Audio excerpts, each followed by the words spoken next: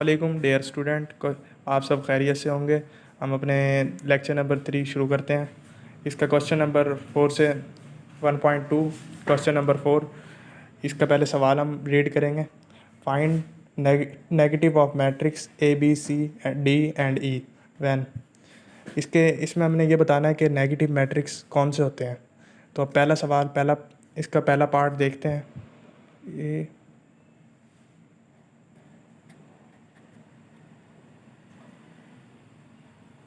10 minus, इसमें हमने सिर्फ इसके ना साइन चेंज कर देना है। जौन से डिजिट इसके अंदर लिखे हुए हैं ना मैट्रिक्स के अंदर, सिर्फ इसका साइन चेंज करने हैं। ये देखें, ए इज इक्वल टू 1 0 -1। अब हमने जब नेगेटिव मैट्रिक्स का जब यह क्वेश्चन आ जाए ना, फाइंड नेगेटिव मैट्रिक्स, तो हमने सबसे पहले ना यहाँ साइन माइनस लगाना है। इससे ये शो होगा कि ये नेगेटिव मैट्रिक्स है। और इसके अंदर हमने फिर साइन चेंज कर देने। ये जो माइनस का है ये प्लस हो जाएंगे और ये वाले हैं ये माइनस हो जाएंगे। तो इसको इस तरह देखो, ये आंसर है पहले वाला इस सवाल का, -1 0 1। ये हमारा सवाल मुकम्मल हो गया। अब हम इसका पार्ट 2 शुरू करते हैं। B part 3 -1 2 1। ये भी बिल्कुल सिंपल सवाल है, पहले सवाल की तरह बिल्कुल, सिर्फ साइन इसके चेंज करने और कुछ भी नहीं करना। ये digits b is equal to, इसके ये याद रखना, ये यहाँ माइनस का साइन लाजमी लगाना है। और इसके अलावा जो माइनस का डिजिट्स है उसको प्लस में कर देना है, और जो प्लस के हैं वो माइनस में कर देना है। सिर्फ ये इसके अंदर करना है। -3 -2, ये माइनस का है, इसको हमने प्लस का कर देना है। इसको इस तरह भी लिख सकते हैं। ये देखें, -3 -2 1 और ये -1। ये इसका आ गया जवाब। अब हम इसका सी पार्ट हल करते हैं।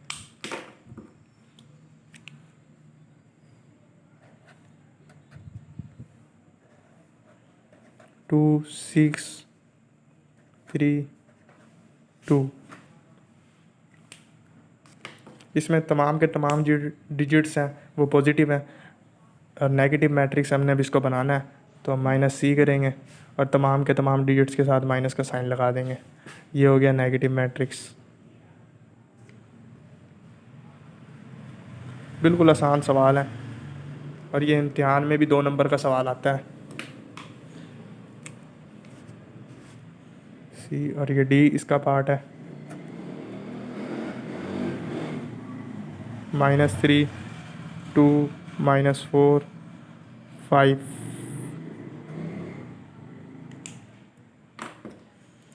इसका जो सा पहला कॉलम है वो नेगेटिव है, इसको हमने पॉजिटिव कर देना है 3 4, और जो दूसरा कॉलम है इसको हमने नेगेटिव कर देना है। और साथ इसके ये लाजमी लगाना है, ये लगाना ना भूलना वरना नंबर कट जाएंगे। ये डी पार्ट हो गया। अब इसका आखिरी पार्ट है ई, हम ये सॉल्व करते हैं।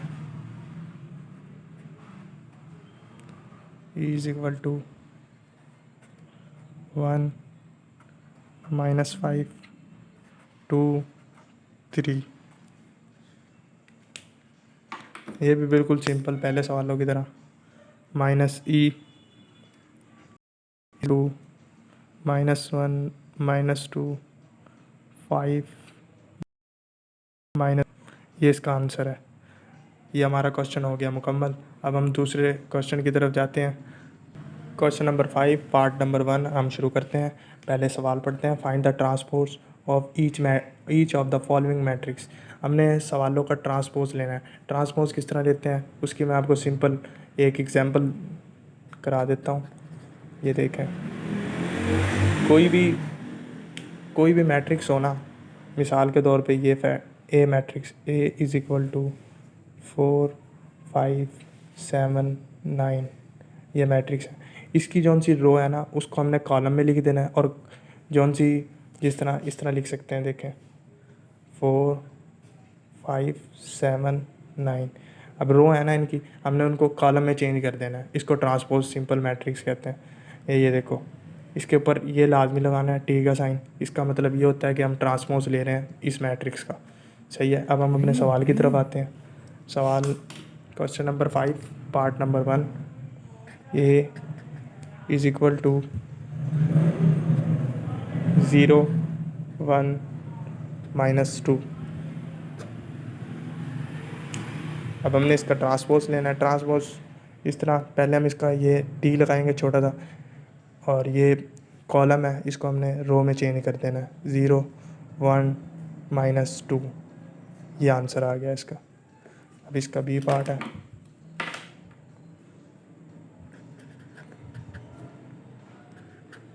फाइव 1 -6, इसका ट्रांसपोज लेंगे। ये रो है, इसको हमने कॉलम में चेंज कर देना है। बी का ट्रांसपोज इज इक्वल टू 5 1 -6, ये इसका आंसर आ गया। अब हम इसका सी पार्ट करते हैं। सी इज इक्वल टू 1 2 2 -1 3 0, इसको भी हमने सिंपल करना है। इसका भी ट्रांसपोज सिंपल ही है, सी के ऊपर टी का निशान। अब इसको हमने, इसमें देखें, इसमें 2 कॉलम है 3 रो हैं, इसको हमने सिर्फ रो चेंज करनी है। देखो पहली रो है, इसको हमने कॉलम में बदल दिया।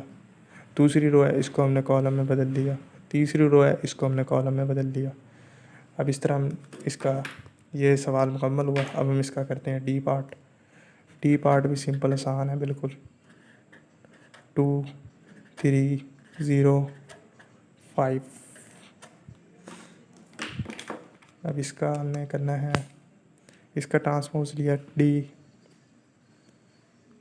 2 3 0 5, ये इसका आंसर आ गया। अब हम अगला इसका पार्ट करते हैं। डी के बाद ई इज इक्वल टू 2 3 -4 5।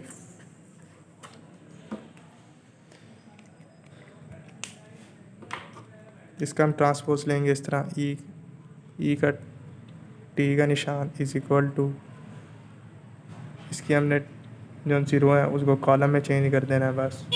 4 5, ये ई पार्ट भी मुकम्मल हो गया। अब इसका हमने करना है एफ पार्ट। एफ पार्ट में यहाँ कर देता हूँ। एफ इज इक्वल टू 1 2 3 4, ये एफ पार्ट हो गया इसका। एफ सोच लेना 1 2 3 4। अब आपको ट्रांसपोज लेना आ गया होगा। इसी तरह ही सिंपली इसी तरह का ही सवाल है क्वेश्चन नंबर 5। अब हम वो करते हैं, क्वेश्चन नंबर 5 शुरू करते हैं। Verify that if A is equal to और बी इज़ इक्वल टू। अब आपने ये साबित करके दिखाना है कि ए इसके बराबर है। इसका पहला पार्ट है ए के ट्रांसपोर्ट का ट्रांसपोर्ट। इसमें हमने सिर्फ सिंपल यही काम करना है। ये मैट्रिक्स है ए, इसका हमने 2 मरतबा सिर्फ ट्रांसपोज ले लेना है। तो हमने ये देखना है कि ये एक वैल्यू ए वैल्यू के बराबर है या नहीं। अब देखें, हम पहले ट्रांसपोज लेते हैं इसका। जो पहली रो है इसको हमने कॉलम में चेंज कर दिया, दूसरी रो को भी हमने कॉलम में चेंज कर दिया। अब इसका 2 मरतबा लेना है, तो हमने 1 मरतबा ले चुके हैं। अब इसी के ऊपर एक और मरतबा लेना है। ये देखें इसका अब ट्रांसपोज है, इसका एक और ट्रांसपोज लेना है। अब इसकी पहली सी रो है इसको हमने कॉलम में चेंज कर देना है। 1 0 2 1। ये उन्होंने ये पूछा है कि ए के ट्रांसपोर्ट का ट्रांसपोज क्या ए के बराबर है। तो ये वाली वैल्यू ए, ये सी हमने निकाल ली है, और ए की वैल्यू ये दोनों सेम है। तो ये प्रूव हो गया, ए के ट्रांसपोज का ट्रांसपोज ए के बराबर है। प्रूव। हम इसके दूसरे पार्ट में आते हैं, वो भी सेम इसी जैसा है। वही बी के ट्रांसपोज का हमने ट्रांसपोज लेना है, वो बराबर आएगा बी के। बी पार्ट करते हैं। B is equal to 1 1 2 0। अब ये वैल्यू बी की दे रखी है। अब इसका ये पार्ट है बी के ट्रांसपोज लेना है। तो हम बी का पहले ट्रांसपोज लेंगे 1 मरतबा। इसकी सी रो है उनको हम कॉलम में चेंज कर देंगे। ये पहली रो है, इसको हमने कॉलम में चेंज कर दिया। अब इसका हम जो से ये ट्रांसपोज लिया है, इसका एक और मरतबा ले लेना है ट्रांसपोज। तो ये होगा 1 2 1 0। अब देखें ये दोनों बिल्कुल सेम मैट्रिक्स सेम है, तो ये प्रूव हो गया बी के ट्रांसपोज का ट्रांसपोज बराबर बी के। तो ये हमारी एक्सरसाइज हो गई कंप्लीट। अब आप अगर आपको हमारी वीडियो अच्छी लगे तो इसको सब्सक्राइब करें और हमारा चैनल को आगे फैलाएं।